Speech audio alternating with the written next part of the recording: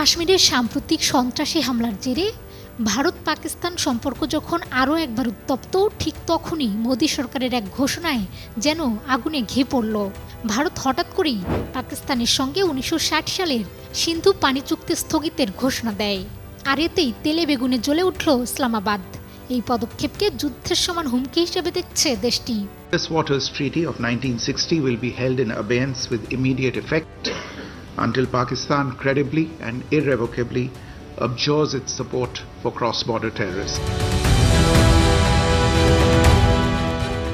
সিন্ধু পানি চুক্তি ভারত পাকিস্তানের মধ্যে 1960 সালে বিশ্বব্যাংকের মধ্যস্থতায় স্বাক্ষরিত এক আন্তর্জাতিক চুক্তি।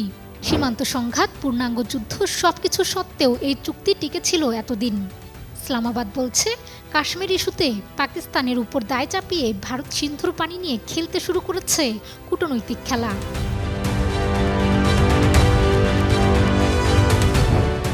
পাকিস্তানের ন্যাশনাল সিকিউরিটি কমিটি এনএসসি এক জরুরি বৈঠকে কড়া হুঁশিয়ারি দিয়ে বলেছে, ভারত যদি সিন্ধুর পানি আটকে দেয় বা অন্যদিকে প্রবাহিত করার চেষ্টা করে, তবে তা সরাসরি যুদ্ধের উস্কানি হিসেবে বিবেচিত হবে।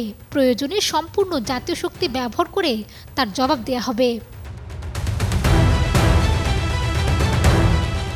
ওই বৈঠকে আরও বলা হয়, সিন্ধু পানি চুক্তি মূলত একটি আন্তর্জাতিক চুক্তি, যা একতরফাভাবে স্থগিত করার কোনো আন্তর্জাতিক বিধান নেই।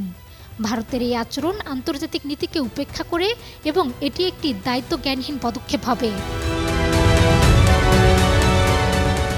বিশ্লেষকদের মতে, পাকিস্তানের কৃষি নির্ভর অর্থনীতির প্রায় 90% সিন্ধু নদীর পানির উপর নির্ভরশীল। এই পানি দেশটির খাদ্য নিরাপত্তা, কৃষি উৎপাদন এবং লাখ লাখ মানুষের জীবিকা বজায় রাখে। ভারতের এমন সিদ্ধান্ত পাকিস্তানে ফসল উৎপাদন ব্যাহত, খাদ্য সংকট এবং সামাজিক অস্থিরতা তৈরি করতে পারে।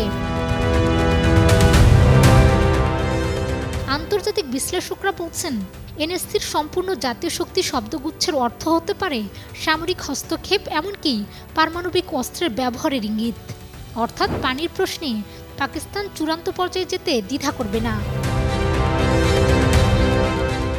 বিশ্লেষকরা বলছেন, সিন্ধু পানি ইস্যুতে উত্তেজনা শুধু ভারত পাকিস্তানে সীমাবদ্ধ নেই, এটি গোটা দক্ষিণ এশিয়ার জন্য এক জিওপলিটিক্যাল সংকট তৈরি করতে পারে। দুই পরমাণু শক্তিধর দেশের এই মুখোমুখি অবস্থান বিশ্বের শান্তি নিরাপত্তার জন্য গভীর উদ্বেগের বিষয়।